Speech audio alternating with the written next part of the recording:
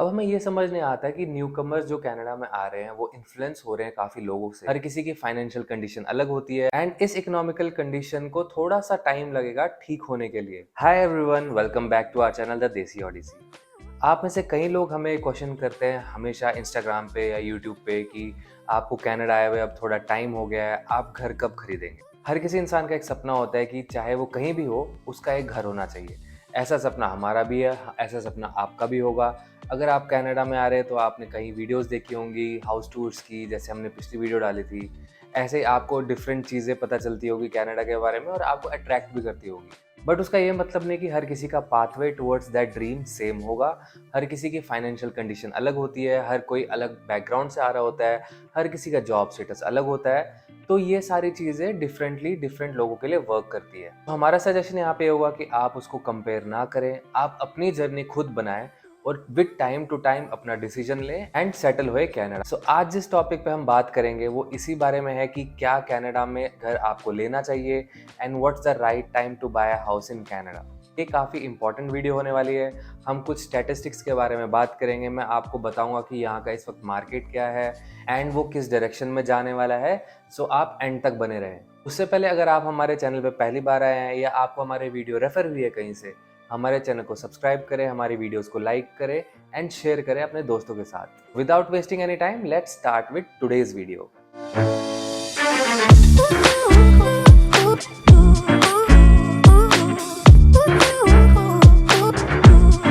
सो Canada में घर खरीदना या कहीं पे भी घर खरीदना एक बहुत बड़ा डिसीजन होता है। आपको इसके बारे में अच्छे से स्टडी करनी चाहिए, आपको रिसर्च करनी चाहिए एंड फिर ये डिसीजन लेना चाहिए। इसी के बारे में हम कुछ अब बात करते हैं। सो पोस्ट कोविड जो कनाडा का हाउसिंग मार्केट है वो काफ़ी उथल पुथल हुआ है। उसमें काफ़ी अप्स एंड डाउन्स आए हैं, पर्टिकुलरली 2021 में जब हाउसिंग मार्केट बहुत ज़्यादा बूम पे हो गया था, काफ़ी ज़्यादा महंगे घर बिक रहे थे। बट विद टाइम वो थोड़ा सा चेंज हो गया। घर लिस्ट हो रहे थे and within days, like 3-4 days वो घर सोल्ड हो रहे थे, that too very much above their asking price. इसको कहते थे यहाँ पे bidding war time. For example, अगर कोई घर 700,000 का लिस्ट होता था, उसमें इतनी ज्यादा बिडिंग वॉर होती थी कि वो घर 900,000 या 1 मिलियन के आसपास का बिक जाता था। बट क्या ये अभी भी ऐसा है? The answer is no. Bank of Canada ने थोड़े रिस्ट्रिक्शंस डाले हैं। उन्होंने जो मॉर्गेज रेट है उसमें काफ़ी ज़्यादा इंक्रीज हुआ है। जहां 2020-2021 में इंटरेस्ट रेट 1.5 to 2% होता था, आज it is close to around 7%। So इससे काफ़ी ज़्यादा जो हाउसिंग मार्केट है वो थोड़ा स्टेबल हुआ है। घर जितने महंगे थे उतने नहीं है और लोग थोड़ा खरीदने के बारे में सोच सकते हैं if they have good financial backups. अब हमें सबसे पहले 3 चीज़ों के बारे में सोचना चाहिए जब भी कोई आपको घर खरीदना है कनाडा में। उससे पहले सबसे पहला होता है डाउन पेमेंट। अगर आप as a newcomer Canada में आ रहे हो और आप अपना पहला घर खरीद रहे हो तो कैनेडियन गवर्नमेंट आपको एक चांस देता है कि घर खरीदने का with a minimum down payment of 5%। Now this is very attractive for people and this has help people a lot in the past. But is it the right scenario right now? The answer is no. I will give you an example. अगर किसी घर की price 500,000 है या $5 लाख है, उसका 5% हो जाता है $25,000। सो आप बोलेंगे कि मेरे को $25,000 सिर्फ देने हैं, I will sell something in India और I have some savings and I will go ahead and buy the property. But that's not it. जो रेस्ट $475,000 है उसका जो मॉर्गेज बन जाता है वो काफ़ी हाई होता है। सो आज का जो मार्केट है वहाँ पे पर 100,000 आपको $600 की मॉर्गेज आती है। सो इन दिस केस अगर आपका घर $5 लाख का था and you have close to सिर्फ $5 लाख की ही आप ईएमआई उठा रहे हो, so your EMI goes around $3,000 per month. और यहाँ पे हम बात कर रहे हैं 5 लाख के घर की। ऐसा कोई भी घर इस वक्त जीटीए के आसपास नहीं है। अगर आप ओंटारियो की बात करेंगे, हाँ, Canada is not just GTA, there are other provinces, वहाँ पे आपको इतने में घर मिल जाएगा। But let us focus to areas around GTA as most of you will be coming to Ontario. अब हम कैसे इस प्रॉब्लम से आगे बढ़े? The answer to this will be have more money for your down payments. अब वो कैसे बनेगा? या तो अगर आपकी फाइनेंशियल नीड्स अच्छी है, आप इंडिया से बहुत अच्छे घर से आ रहे हो, आप कोई वहाँ पे अपना फ्लैट बेचे या फिर कुछ करें, तो आपके पास एक पैसा आ जाएगा। बट अगर आप एक नॉर्मल बैकग्राउंड से हैं और आप कनाडा में आके ही अपना करियर फिर से रिस्टार्ट कर रहे हैं, so we will suggest you to take your time, take a couple of years, अपनी सेविंग्स बढ़ाएं ताकि आपके पास डाउन पेमेंट अमाउंट थोड़ी ज़्यादा हो जाए और जब आप घर खरीदने जाएं तो आपका मॉर्गेज उतना ज़्यादा ना बने। अब आपको एक और चीज़ के बारे में सोचना पड़ेगा जो कि बहुत इंपॉर्टेंट है, वो है कनाडा का current economical condition. With in last year Canada में इन्फ्लेशन काफ़ी बड़ा है। जो ग्रोसरीज $100 की आती थी पर वीक और पर 2 वीक, आज वो $150-160 के आसपास की आ रही है।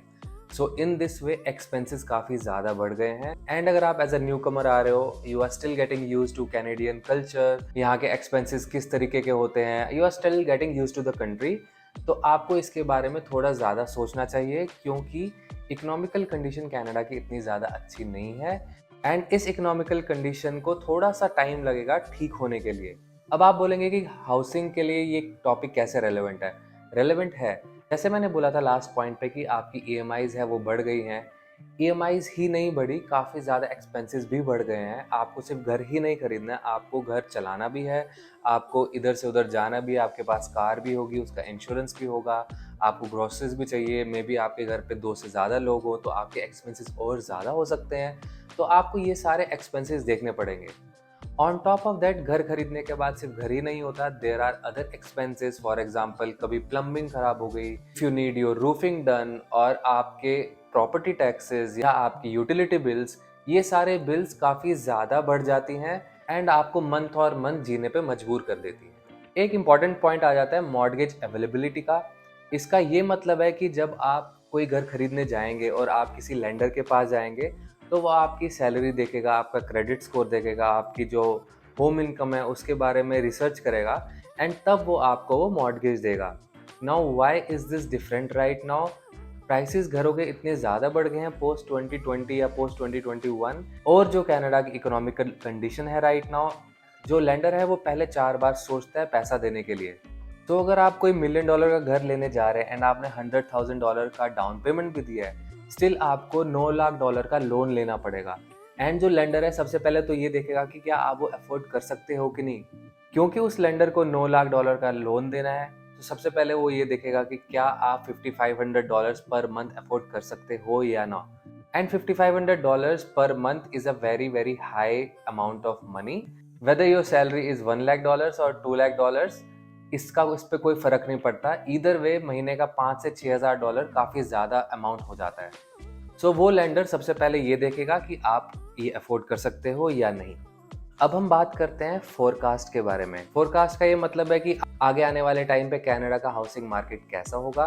सो आरबीसी की रिसेंट स्टडीज ये बोलती है कि विद इन फ्यू मंथ्स जो हाउसिंग प्राइसेस हैं वो गिरने वाले हैं। ओंटारियो में 19% के आसपास, ब्रिटिश कोलंबिया में 16% के आसपास एंड एल्बर्टा में समवेयर अराउंड 10% के आसपास प्राइसेस गिरने वाले हैं।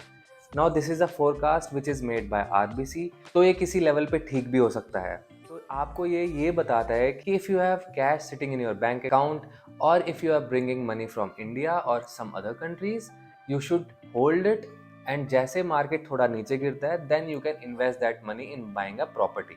अब हमें ये समझ नहीं आता है कि न्यू कमर्स जो कनाडा में आ रहे हैं वो इन्फ्लुएंस हो रहे हैं काफ़ी लोगों से, काफ़ी रियल्टर्स से जो उनके दोस्त होते हैं, या काफ़ी एडवर्टीजमेंट से, या यूट्यूब की वीडियो देखने से। काफ़ी न्यू कमर्स हमने देखे हैं कि वो 5 महीने 6 महीने में घर खरीद रहे हैं, इवन आज का मार्केट जो इतना अच्छा नहीं है उसमें भी। Now this is pushing them to a limit कि उनका जो मंथली एक्सपेंसेस है वो हैंड टू माउथ हो रहा है, which is not a very healthy relationship with your money and with your own self. तो यहाँ पे हम ये सजेस्ट करेंगे कि आप थोड़ा टाइम लीजिए, हमारी तरह जैसे हम टाइम ले रहे हैं। We are saving money and we have some goals कि कितने कितने टाइम पे हम क्या क्या चीज़ें कर सकते हैं। Looking at today's market, we are not planning to buy a market right now. We don't think it's a right decision, even though our house income is very good right now. हम जितने से ज़्यादा पैसा हो सके उतना बचा रहे हैं and we are thinking of putting a lot of money in our down payment so that हमारा monthly EMI कम से कम हो। But this is our decision. आपका decision कुछ और हो सकता है। आपके पास पहले से ही कुछ सेविंग हो सकती है, या आप इंडिया में कोई प्रॉपर्टी सेल करके आ रहे होगे। सो ये आपका डिसीजन होगा।